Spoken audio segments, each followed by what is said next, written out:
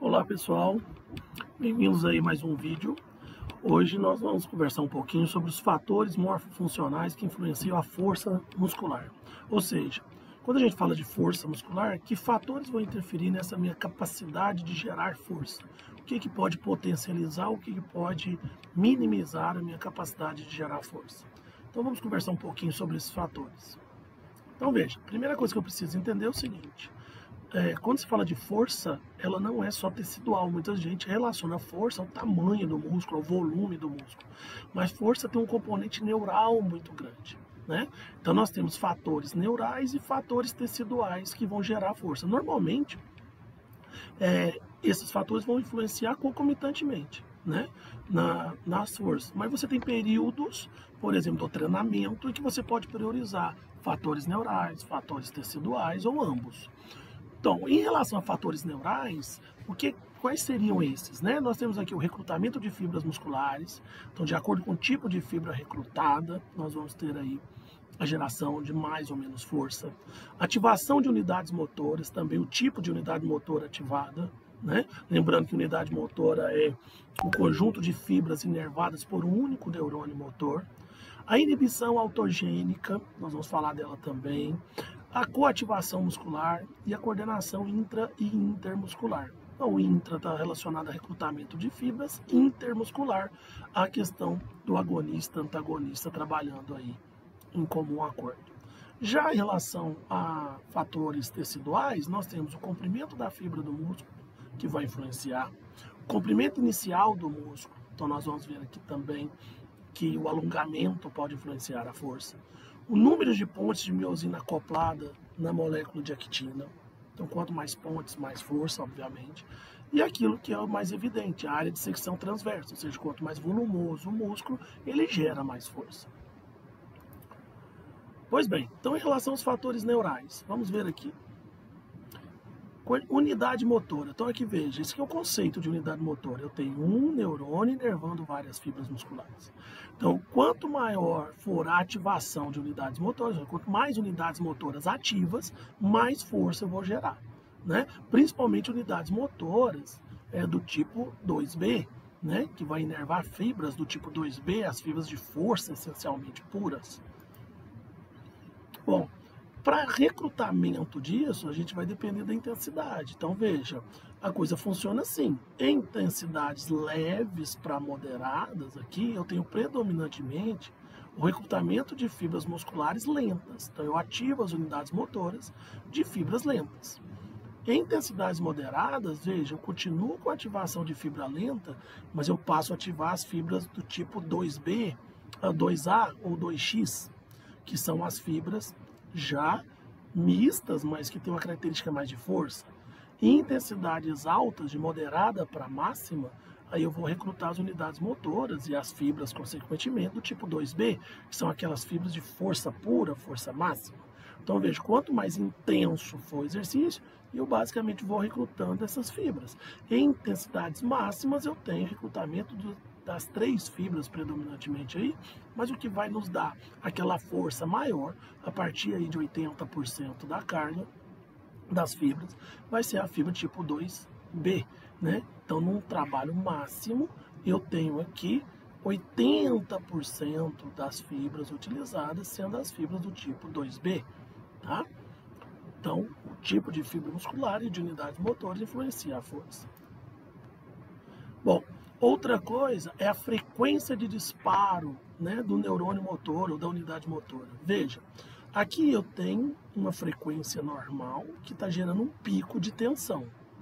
Mas, se eu vier e diminuir a frequência de disparo, veja, a frequência de disparo aqui é alta, veio e logo na sequência já disparou de novo. Então, a frequência alta, né? E isso teve um somatório de estímulo que gerou um pico de força. Já aqui, eu tenho uma frequência menor, ó. Eu tenho pico, volta a repolarizar, depois tem o pico de novo do neurônio. Então, você tem uma tensão aqui menor. E aqui, quando você tem uma frequência ainda menor ainda, então veja que o pico de força é menor. Então, quanto maior for a frequência de disparo, mais força eu gero. A gente observa isso em trabalhos iniciais na musculação, por exemplo. que você vai aumentar o recrutamento de fibra e você aumenta a frequência de disparo das unidades motoras, gerando a maior tensão no músculo, consequentemente gerando maior força. À medida que nós envelhecemos, isso aqui é prejudicado. Então você acaba que no idoso, você poderia colocar isso aqui como um exemplo, em que você tem uma frequência de disparo de unidades motoras menor, tá? O único jeito de você aumentar a frequência de disparo de unidade motora é eletroestimulação ou se exercitando.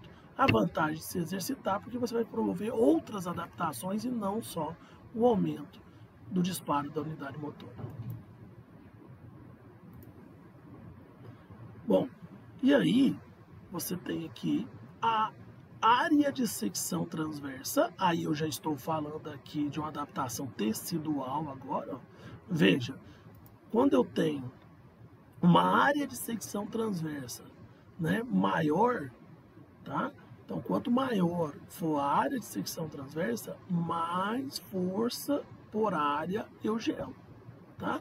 E outra coisa, quando eu tenho uma fibra do tipo 2B, ela tem mais força por área transversa. Logo, ela gera mais força.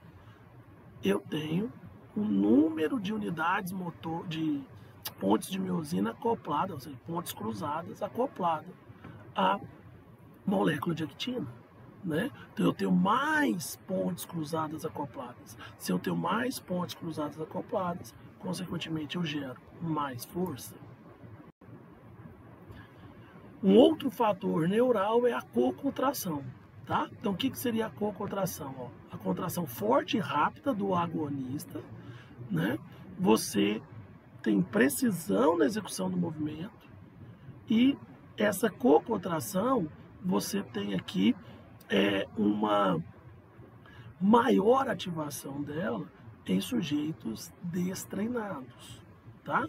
Então, a cocontração causa inibição do agonista, resultando na diminuição da atividade elétrica e no disparo da unidade motora. Então, toda vez que eu faço um movimento, a ação do agonista ela é diminuída ou ela é freada pela ação do antagonista. Logo, se eu tenho muito cocontração de antagonista, tá? Isso faz com que eu tenha uma diminuição da ativação muscular. E, veja, um aumento da frequência de disparo das unidades motoras, eu vou ter um aumento do recrutamento de unidade motora, tá?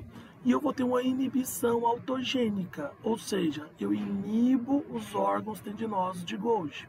Inibindo os órgãos tendinosos de Golgi, eu aumento a sincronização de unidades motoras. O que são os órgãos tendinosos de Golgi? É aquele que inibe o recrutamento de fibra, né? Então, se eu tenho aqui uma inibição autogênica, isso faz com que eu tenha um melhor aumento na sincronização das unidades motoras. Agora, eu tenho o déficit bilateral, que é um fator importante, né? Veja esse estudo aqui.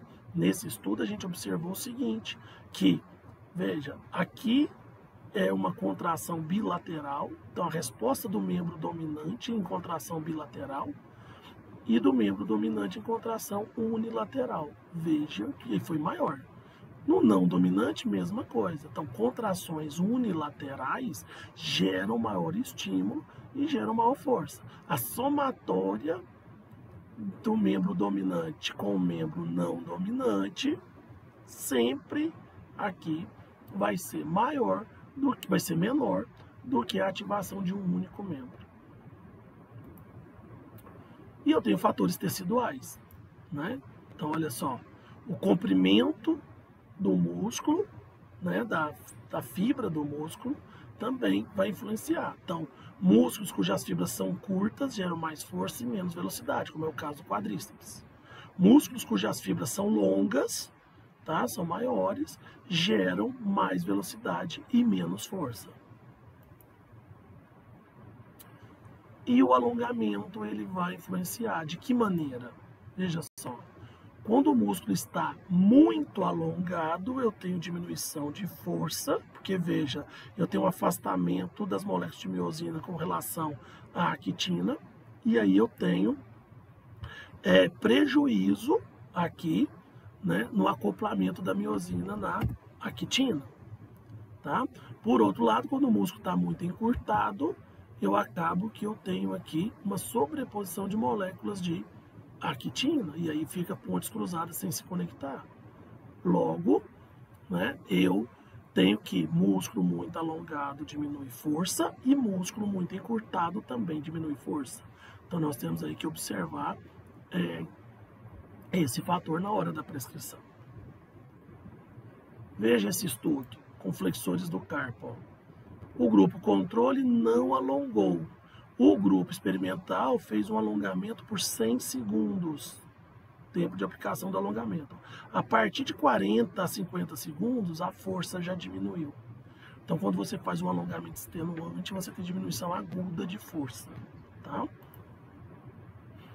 Bom, e você tem uma adaptação aqui ao treinamento. Então, veja, nesse caso aqui, ó, perdão, voltando, você tem, à medida que as semanas passam, os fatores teciduais vão se sobressaindo em relação aos fatores neurais. Então, a sua força, à medida que a semana passa, vai aumentando mais por questão do desenvolvimento do músculo, da hipertrofia muscular, do aumento do volume dessas fibras, do que por ativação neural, tá? E uma adaptação que nós temos com o treinamento é esse, ó. Veja, você tem aqui o pico de força. Quando você está numa fase inicial de adaptação, você demora esse tempo para alcançar o pico de força. Num trabalho de hipertrofia, o músculo vai gerar mesmo um pico de força, só que vai demorar mais tempo para gerar essa força. Quando você faz um trabalho de força máxima, né, que você trabalha com altas cargas, por exemplo, você diminui o tempo do pico para chegar ao pico da força. E quando a gente converte isso para potência, que é gerar a maior força possível no menor tempo, veja que o pico de força é alcançado de maneira mais rápida, tá? Isso a gente faz numa transição, principalmente no atleta, né? Onde você quer desenvolver nele uma massa muscular para as proteções articulares, mas o mais importante é que ele gere força em menos tempo. E isso você converte toda essa adaptação hipertrófica para uma adaptação para potência, certo? Bom, espero que tenham gostado, é isso aí. Obrigado a todos. Até o próximo.